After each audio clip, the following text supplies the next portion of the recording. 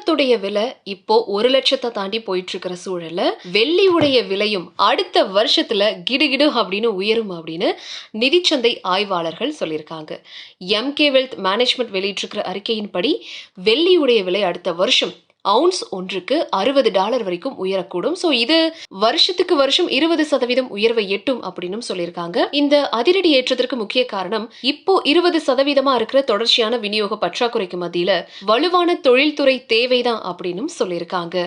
சரி, இதுக்கான காரணம் என்ன அப்படின்னு பார்த்தோம்னா, அரசியல் மற்றும் பொருளாதார நிச்சயமற்ற தன்மைகள் தொடர்ந்து பாதுகாப்பான புகலிட தேவையை அதிகரிப்பதே இந்த எழுச்சிக்கு காரணமா இருக்கு அப்படின்னு சொல்றாங்க. சோ வெள்ளியுடைய தேவை சாதகமா இருக்கு. குறிப்பா சூரிய சக்தி கருவிகள் மற்றும் மின்னணு சாதனங்கள் போன்ற தொழில்துறை பயன்பாடுகள்ல வெள்ளியுடைய தேவை ரொம்பவே அதிகமா இருக்குங்க. தங்கத்தின் விலைகள் அமெரிக்க டாலரின் ஏற்றத்தோட நெருக்கமா இணைஞ்சிருக்கு. சோ அமெரிக்காவுல ரொம்ப சீக்கிரத்திலேயே எதிர்பார்க்கக்கூடிய விகித குறைப்புகள் டாலரை பலவீனப்படுத்தி தங்கம் மற்றும் வெள்ளிக்கு மேலும் ஆதரவளிக்கவும் வாய்ப்பு இருக்கிறதாவும் சொல்றாங்க.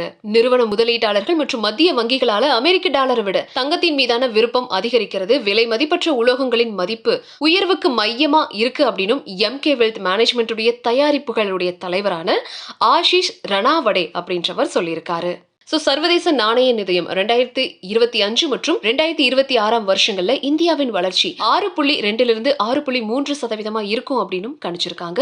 இதுக்கு உள்நாட்டு தேவை, ஜிஎஸ்டி, பகுத்தறிவு, வட்டி விகிதங்களை தளர்த்துதல் மற்றும் அதிக நுகர்வோர் செலவு இது எல்லாமே துணை புரியுது அப்படின்னு சொல்லியிருக்காங்க. இந்தியாவின் பொருளாதாரம் தொடர்ந்து மீள்தன்மையை காட்டுது அப்படின்னு உற்பத்தி மற்றும் சேவைகள் PMI ஆகஸ்ட் 2025 17 15 வருஷங்கள்ல இல்லாத அளவுக்கு உயர்ந்திருக்கு அப்படின்னு சொல்றாங்க.